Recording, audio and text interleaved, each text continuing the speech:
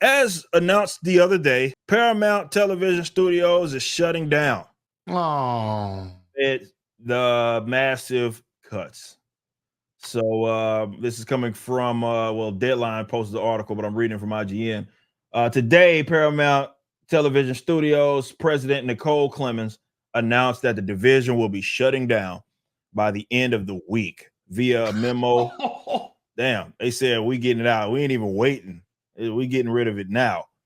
Via memo sent to employees, according to Deadline, the decision comes just days after Paramount announced that it will be laying off. That's Paramount, the actual the company, not just television studios.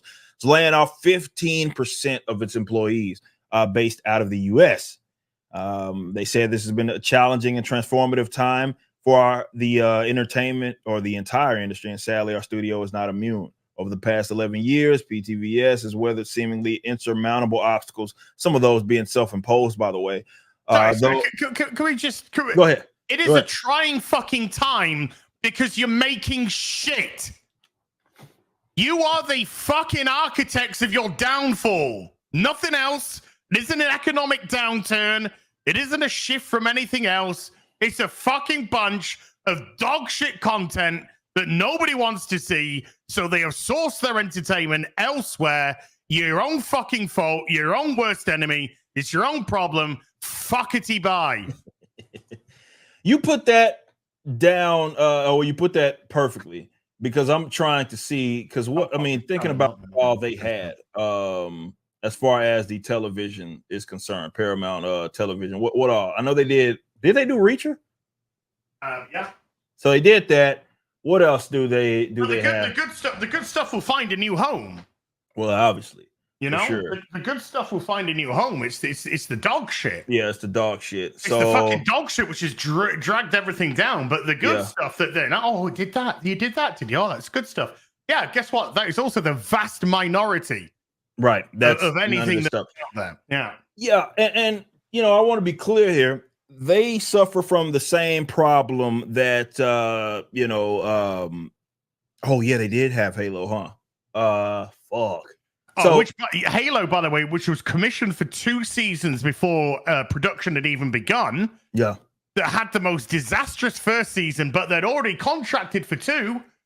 The second season, nobody fucking touched with a fucking wet dick. Yeah. And it was cancelled. Yeah. Shocker. Big Mind blowing.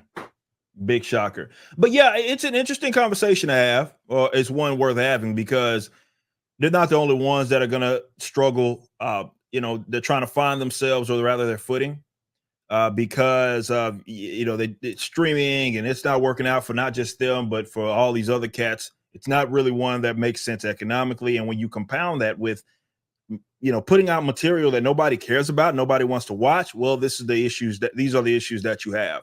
And I don't know if they're ever going to wake up to that or admit that internally. Maybe they will. Maybe internally. I don't think they'll ever admit, like, hey, guys, we kind of dropped the ball on some of the properties that we have and some of the television or the shows that we've been producing. It doesn't really have an audience. The big brands, the things that should have been no-brainers weren't really no-brainers, like Halo. Now, I don't know if they're having those internal discussions, but they're for sure not going to admit it.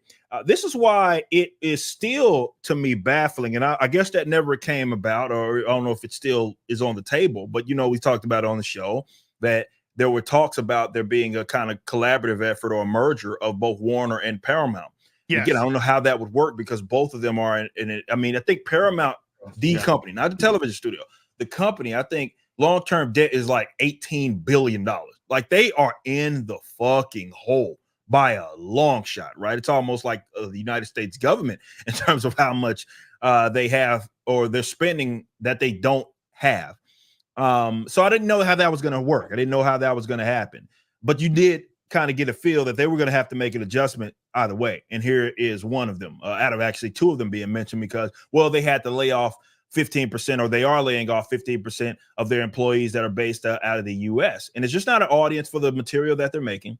Mm-hmm. And I don't know if they have I think that's the important thing, because look, I don't care what your company is, you're going to have your ups, you're going to have your downs, but being able to properly assess the market is arguably the most important thing to have. So when you do have those misses, you can make the adjustments. And that's what I fear. And I'm using fear like in a more generic term, because that's not my problem nonetheless. But with them, the problem I think that they have, the same problem that they have with the other studios, do they have the internal like staff, if you will, from the marketing guys on up to properly identify those issues so they can make an adjustment to get out of the hole? And I don't know if anybody believes that. No, I mean, marketing departments are pretty heavily responsible for holes like this.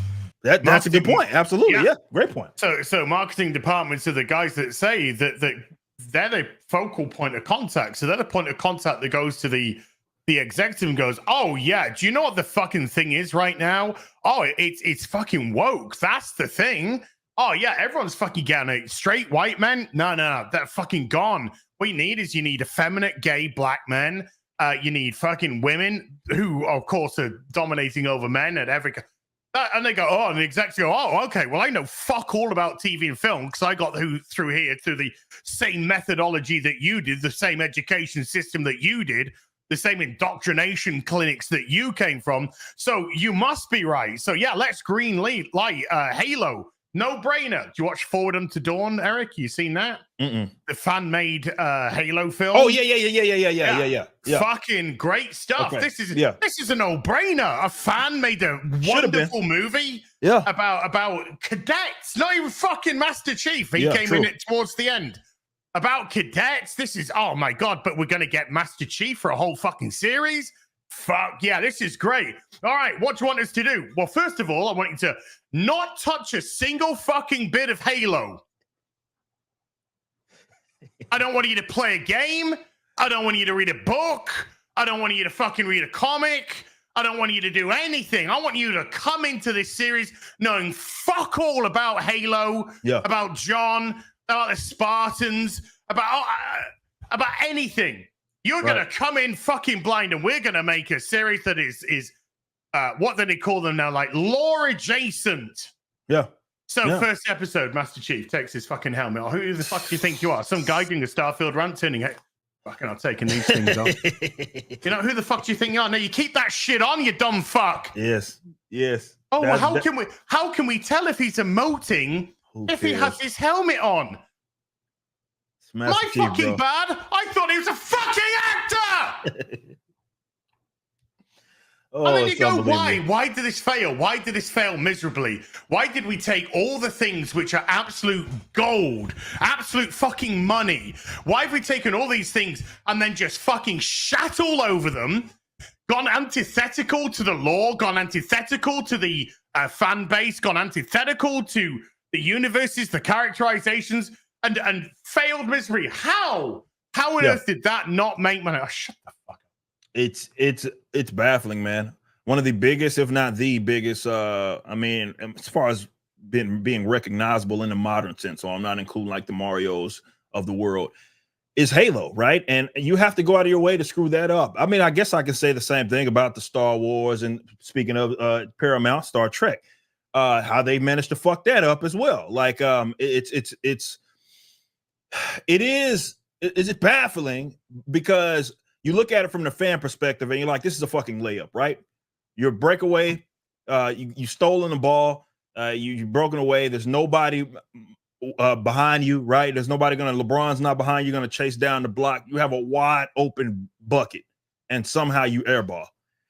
It's remarkable. It really is. It truly is, because they have these things like Halo, which should be something that, I'm not saying it's the easiest to adapt, but it should be one of those that should be able to, even if you make something that is par, I'm not gonna say subpar, but just par, like maybe it's not gonna wow people or blow people's minds, just it having the Halo brand alone stamped to it, just send it over the top. So if you're able to fuck that up, impressive. It's something that happened to where you went out of your way to do it, okay?